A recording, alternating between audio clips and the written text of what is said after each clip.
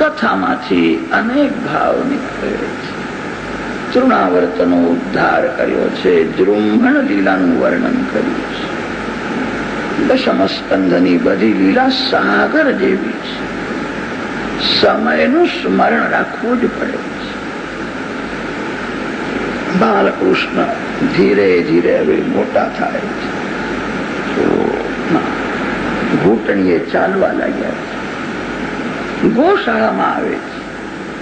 બાલકૃષ્ણ ગોશાળામાં આવે ત્યારે ગાયો બહુ રાજી થાય છે. બાલકૃષ્ણને પંપાળે છે. યશોદા માને થોડી ચિંતા થાય છે, કદાચ કોઈ ગાય મારે તો. મારા ઘરની ગાયો લાલાને હાચવે છે. ગાયોના આશીર્વાદથી જ દીકરો થયો છે. એક વાર એવું થયું, બાલકૃષ્ણ ઘૂંટણીએ ચાલતા ગોશાળામાં આવ્યા છે. 8-10 દિવસનો એક ગાયનો વાછડો ત્યાં બેઠો હતો. નાનકડો વાછડો નિર્વિકાર હોય છે. ભગવાન નિષ્કામ છે. જીવ જયારે નિર્વિકાર બને છે ત્યારે ભગવાન જીવ સાથે રમે છે.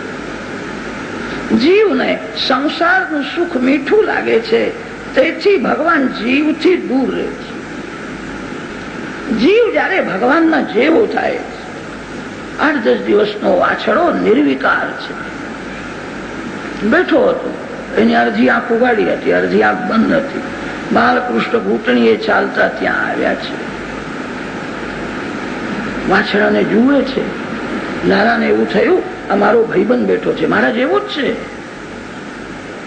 જીવ જયારે ભગવાનના જેવો થાય ત્યારે ભગવાન એની સાથે રમે છે. વાછડાના ગળામાં હાથ નાખે, પ્યાર કરે છે. વાછડો થોડો ગભરાયો, હમ્મા હમ્મા હમ્મા બોલવા લાગ્યો. ત્યારે લાલાને પણ બીક લાગી.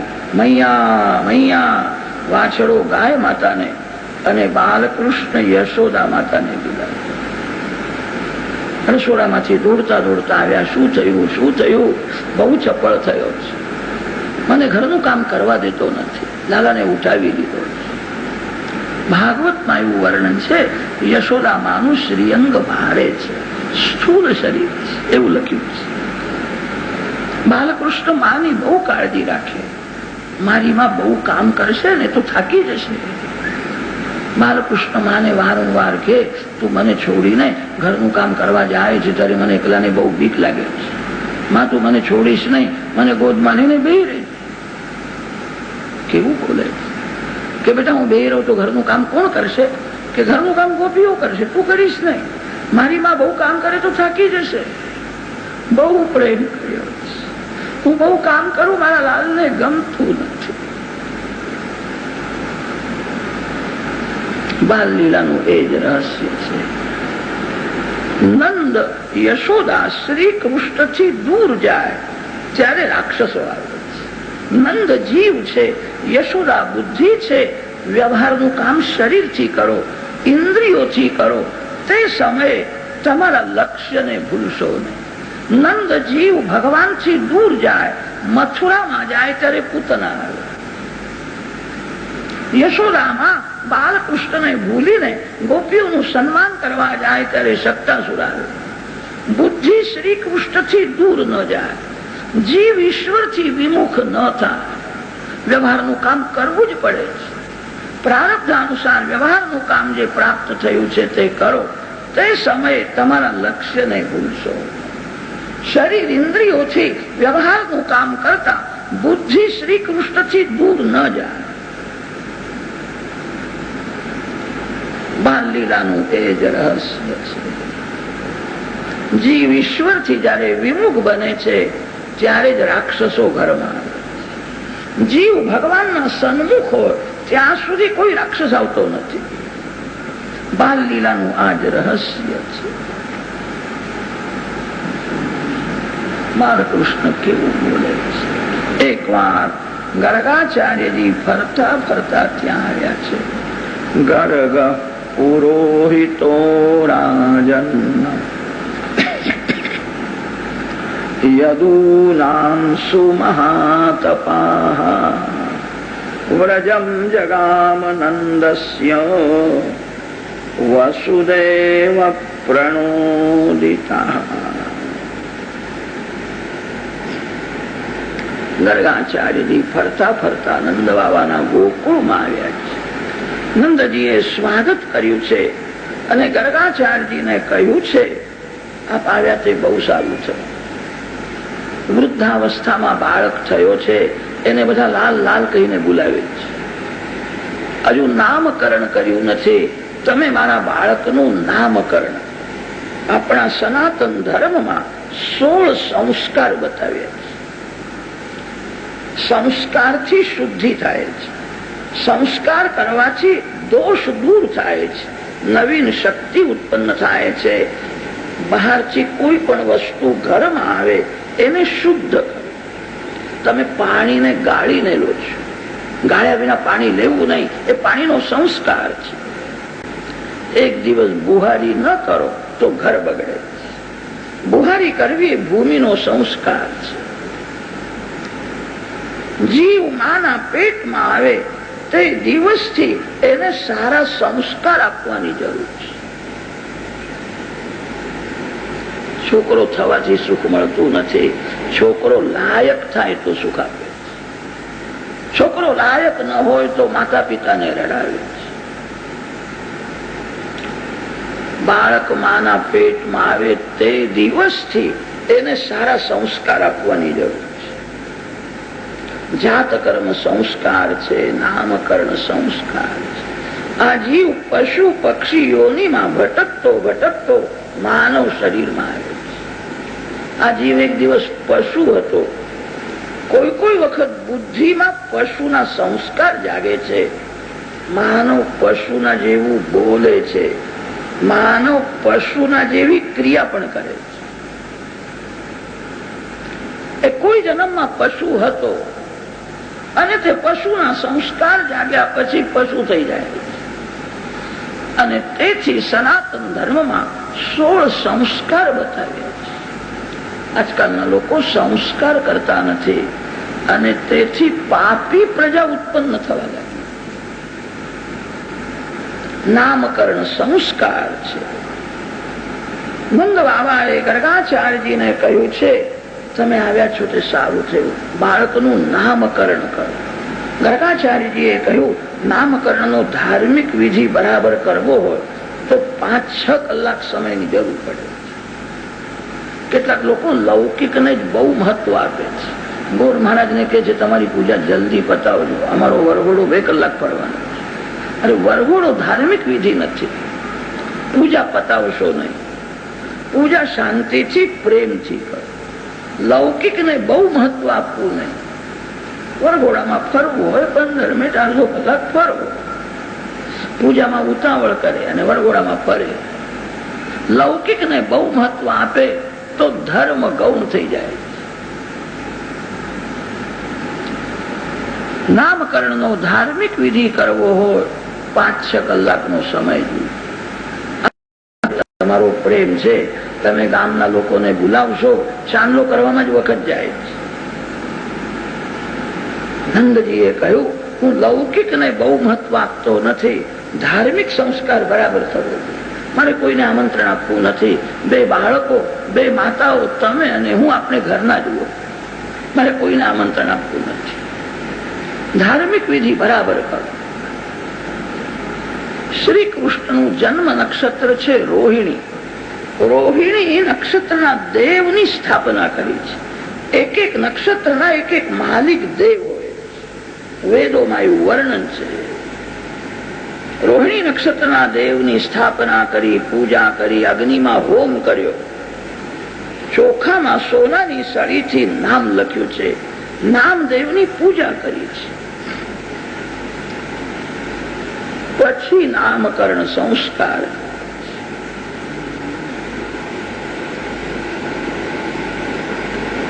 રોહિણીજીના ગોદમાં જે બાળક છે, ગર્ગાચાર્યજીએ કહ્યું કે આ બહુ બળવાન થશે, લોકોને રમાડશે, આનું નામ હું બળરામ રાખું છું. યશોદા, તારા ગોદમાં જે બાળક છે તેનું હું શું વર્ણન કરું? તે બહુ પુણ્ય કર્યું છે. આ તારો દીકરો નારાયણ ભગવાનના જેવો છે. બધા નારાયણના લક્ષણ દેખાય છે. તસ્મા નંદાત્મજો યંતે નારાયણ સમો ગુણ. આના લક્ષણ બધા દિવ્ય છે, આના નામ અનેક છે, આની લીલાઓ અનંત છે. આ છોકરો ભગવાનના જેવો થશે, નારાયણના જેવો થશે.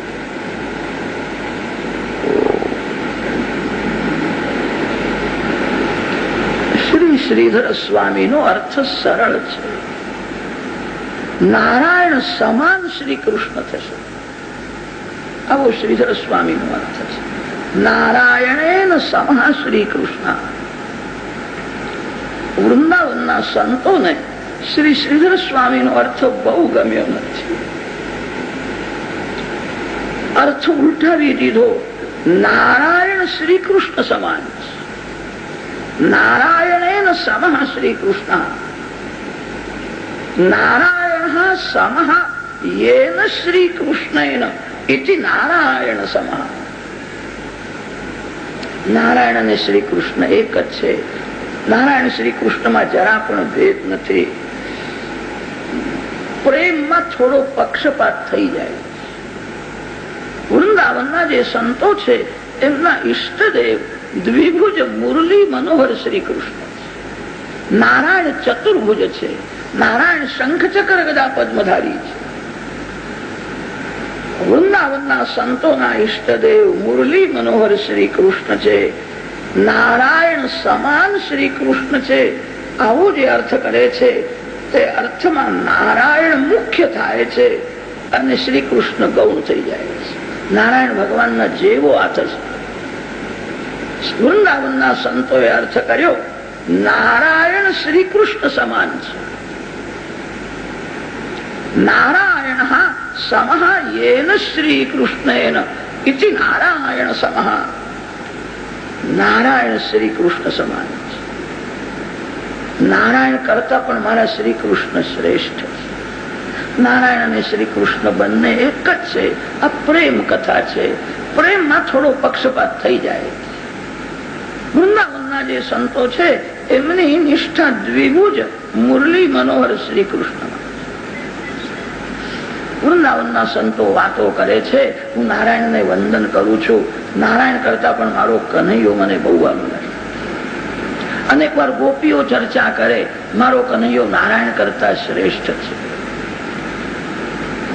નારાયણને 4 હાથ છે, મારા બાલકૃષ્ણને 2 હાથ છે. 4 હાથ વાળા દેવ થોડા બેડોળ જેવા લાગે. મારો કનૈયો 2 હાથ વાળો કેવો દેખાય? અરે સખી, નારાયણ તો હાથમાં શંખ રાખે છે, શંખ વગાડે છે. મારો કનૈયો વાસળી વગાડે. શંખ વગાડનાર દેવ મોટો કે વાસળી વગાડનાર દેવ? નારાયણના હાથમાં શસ્ત્ર છે, સુદર્શન ચક્ર છે, ગદા છે. આ બધા જ દેવો હાથમાં શસ્ત્ર રાખે છે.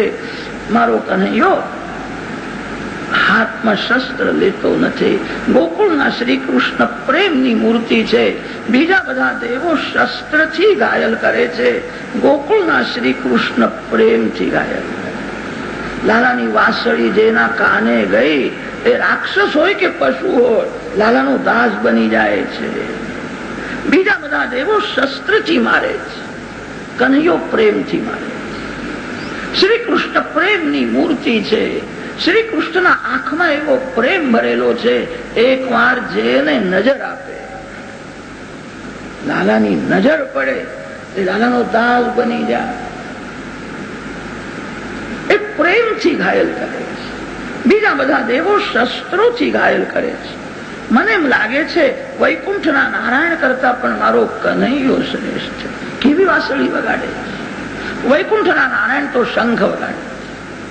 શંખ વગાડનાર દેવ મોટો છે કે વાસળી વગાડનાર દેવ મોટો? અરે સખી, હું નારાયણને માનું છું, પણ મને એમ લાગે છે આ નારાયણમાં કઈ અભિમાન છે કે શું? રાજા જેવા ઉભા જ રહે છે.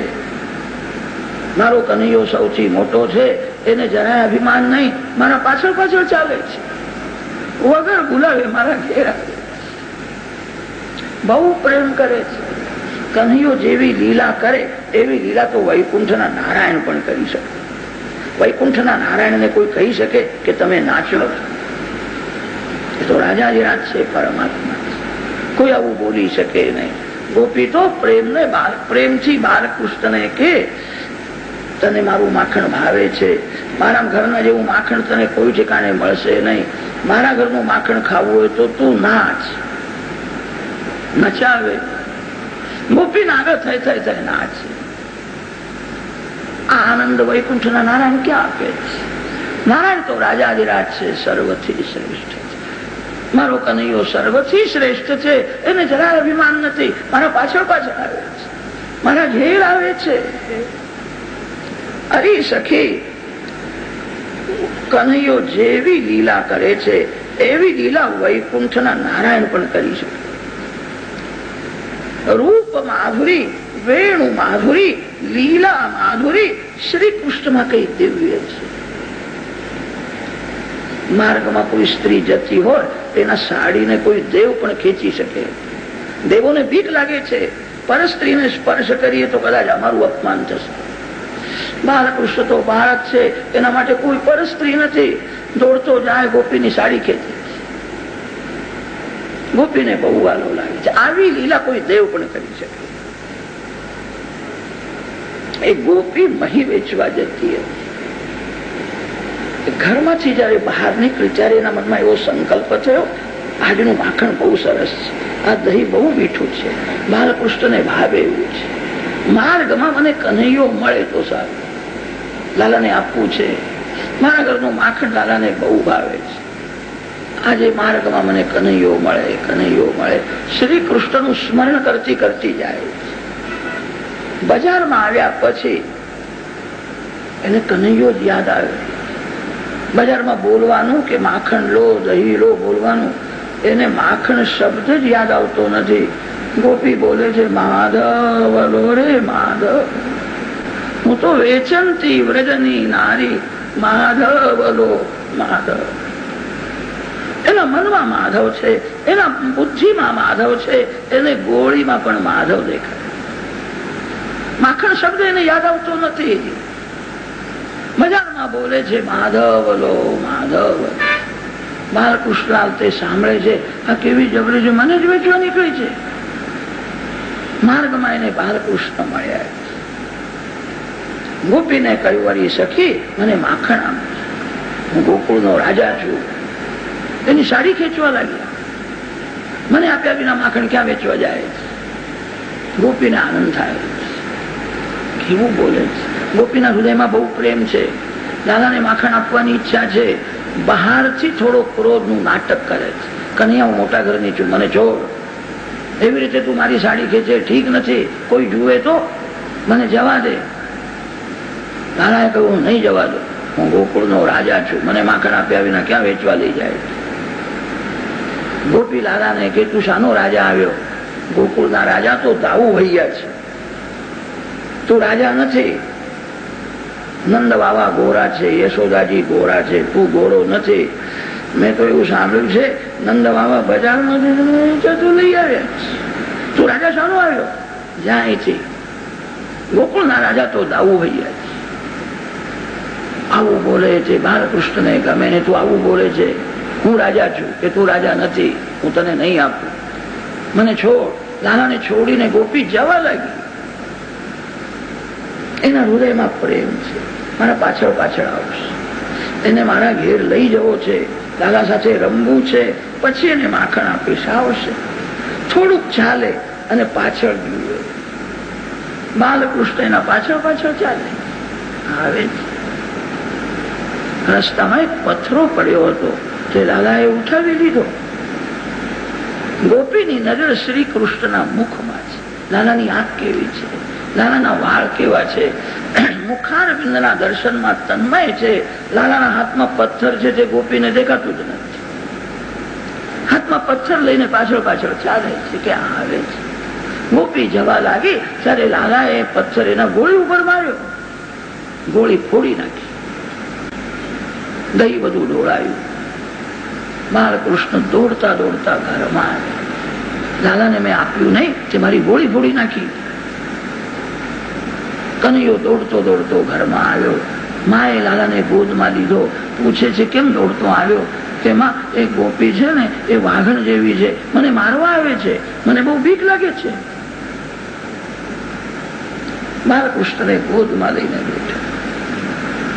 ગોપીની ગોળી ફોડી નાખી, સાડી બગડી ગઈ, ગોપીને ઠીક લાગ્યું નહીં. હવે યશોદાજી પાસે જઈને હું કહીશ, તમારો દીકરો બહુ તોફાન કરે છે. ગોપી આવી, માને કેવા લાગી, મારી સાડી બગાડી, મારી ગોળી ફોડી નાખી. યશોદા મૈયા બાલકૃષ્ણને પૂછે છે, બેટા તે ગોળી ફોડી છે? નાનાએ કહ્યું, માં આ ગોપીને ઘરમાં જવાનું કહેજે, આ ઘરમાં ગયા પછી હું તને બધું સમજાવીશ. મને આની બીક લાગે છે, મને મારશે.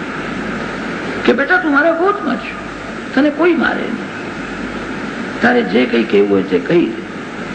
કે માં આ ગોપી છે ને તે બહુ કંજૂસ છે, 3 દિવસનું વાસી દહીં વેચવા લઈ જતી હતી.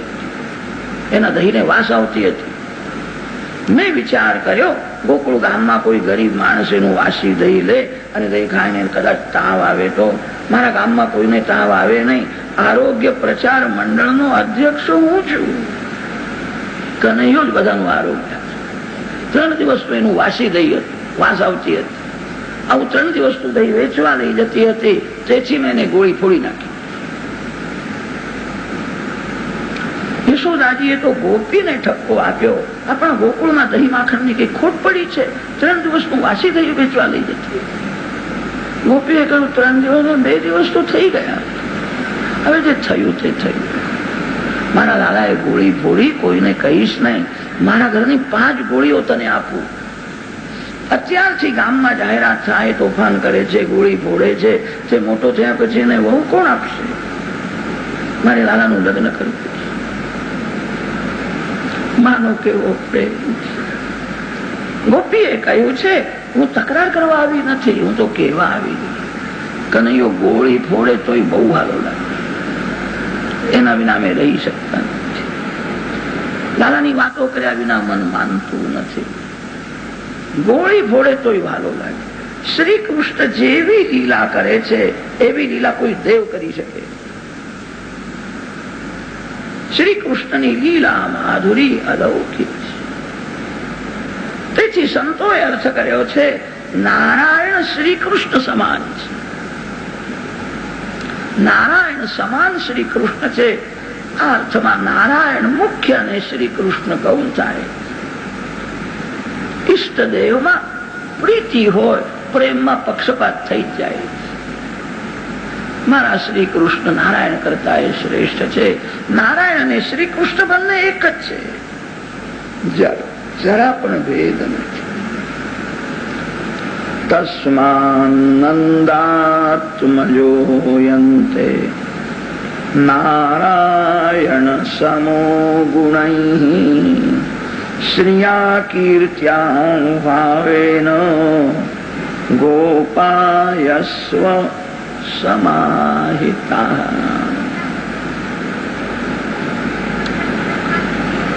યશોદાજીએ પૂછ્યું છે, લાલાના જન્માક્ષરમાં ગ્રહો કહેવાય છે. ગર્ગાચાર્યજી તો ગ્રહો બહુ સારા છે. શ્રી કૃષ્ણના જન્માક્ષરમાં 3 ગ્રહ ઉચ્ચ ક્ષેત્રના છે, 5 ગ્રહ સ્વક્ષેત્રના છે. બહુ મોટો રાજા થાય એવો યોગ છે. લક્ષ્મીના ચરણમાં રહેશે, એની કીર્તિ જગતમાં અખંડ રહેવાય. જ્યાં બહુ પ્રેમ હોય ત્યાં અનિષ્ટની શંકા થાય. મારે તમે બધું સારું સારું જ બોલો છો, તારાના જન્માક્ષરમાં કોઈ ખરાબ ગ્રહ હોય તો મને બતાવી દો, કોઈ કુયોગ છે. ગર્ગાચાર્યજીએ વિચાર કરીને કહ્યું છે, બધા ગ્રહો સારા છે. શ્રી કૃષ્ણના જન્માક્ષરમાં એક રાહુ બહુ ખરાબ પડ્યો છે. યશોદામાં ગભરાયા. યશોદાજીએ કહ્યું છે, મહારાજ રાહુ લાલાને ત્રાસ આપશે. રાહુને કઈ ત્રાસ આપવો હોય તે મને આપે, મારો કનૈયો આનંદ માને. મહારાજ તમે આજ્ઞા કરો તો 12 બ્રાહ્મણોને રાહુનો જપ કરવા માટે હું કાયમના માટે બેસાડી, રોજ આવીને રાહુનો જપ કરે. રાહુ લાલાને ત્રાસ આપે નહીં. ગર્ગાચાર્યજીએ કહ્યું છે, માં ખાસ જપ કરવાની બહુ જરૂર નથી. અમારા જ્યોતિષ શાસ્ત્રનો સિદ્ધાંત છે, જે પુરુષના જન્માક્ષરમાં સપ્તમ સ્થાનમાં રાહુ બેઠો હોય અને તે નીચ ક્ષેત્રનો હોય, એ પુરુષને ત્રાસ આપતો નથી. એ ખરાબ તો વધારે ન કહેવાય.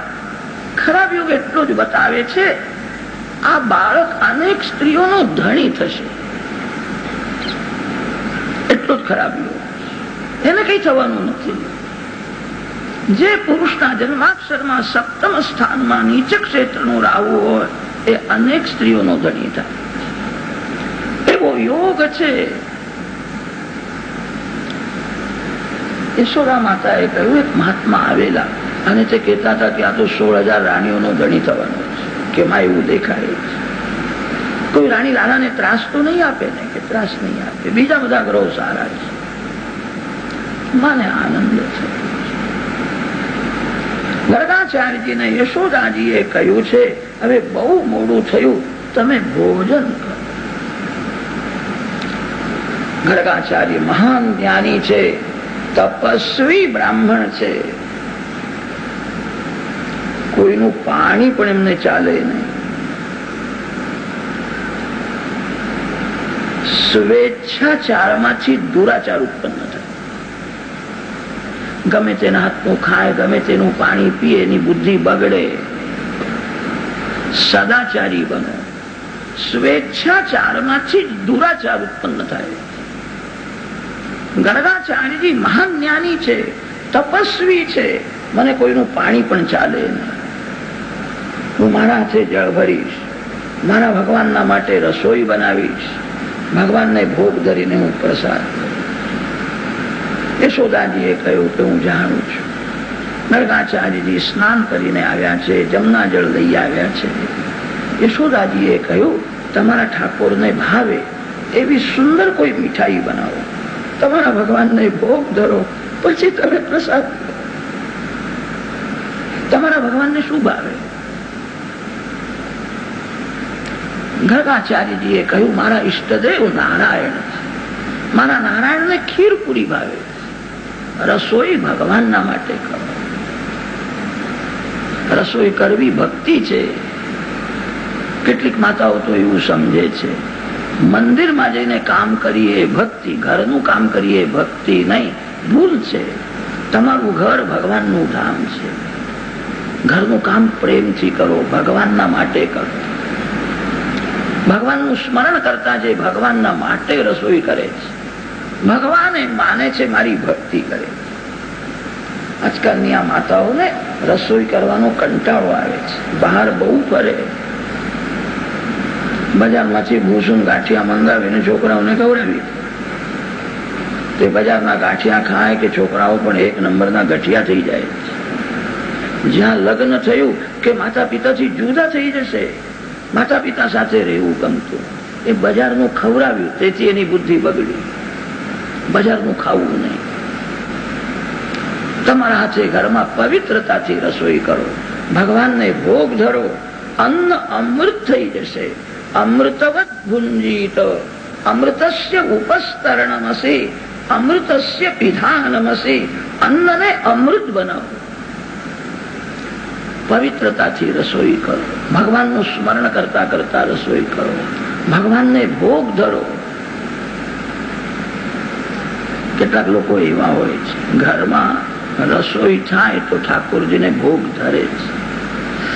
ઘરમાં કોઈ જમનાર ન હોય તો ભગવાનના માટે કઈ કરતા નથી. લગ્નમાં જવાનું છે, આજે ઘરમાં કોઈ જમનાર નથી. કેટલાક તો ભગવાનને વાડગી ભરીને દૂધ અર્પણ કરે. હે ભગવાન, ત્વમેવ માતા જ પિતા ત્વમેવ. આજે અમે બધા મીઠાઈ ખાવા માટે જવાના છીએ, મિષ્ટાન ખાવા જવાના, લગ્નમાં જવું છે. તમારા માટે વાડગી ભરીને દૂધ હું લઈ આવ્યો છું. આવતીકાલ સુધી તમે દૂધ ઉપર રહેજો. ભગવાન કે છે કેવો દુષ્ટ છે, એ મિષ્ટાન ખાવાનો છે અને મને કે છે આવતીકાલ સુધી દૂધ ઉપર રહેજો. ભગવાન ઘણા દિવસ સહન કરે છે, કોઈ વખત નારાજ પણ થઈ મને તું દૂધ ઉપર રાખે છે. તાવને કે છે જાય એને મળવા માટે બહુ ખાખા કરે છે.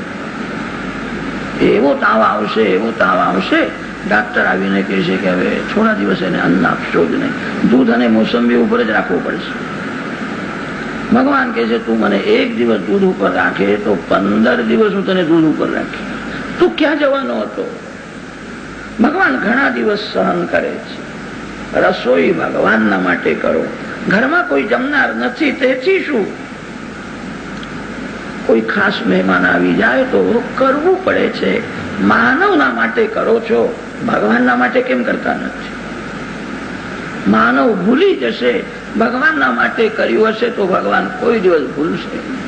આજે ઘરમાં કોઈ જમનાર નથી, મારામાં કેવો પ્રેમ છે, મારા માટે આ બધું કર્યું છે. ભગવાન યાદ રાખશે. જીવ ઈશ્વરના ઉપકાર પણ ભૂલી જાય છે તો જીવ જીવના ઉપકાર ભૂલી જાય તો શું આશ્ચર્ય? કોઈ જીવના માટે કરશો એ ભૂલી જશે, ભગવાન નહીં ભૂલે. રસોઈ ભગવાનના માટે કરો, પવિત્રતાથી કરો. ભગવાન ભોજન કરવાના છે એવો હૃદયમાં પ્રેમ ભાવ રાખો.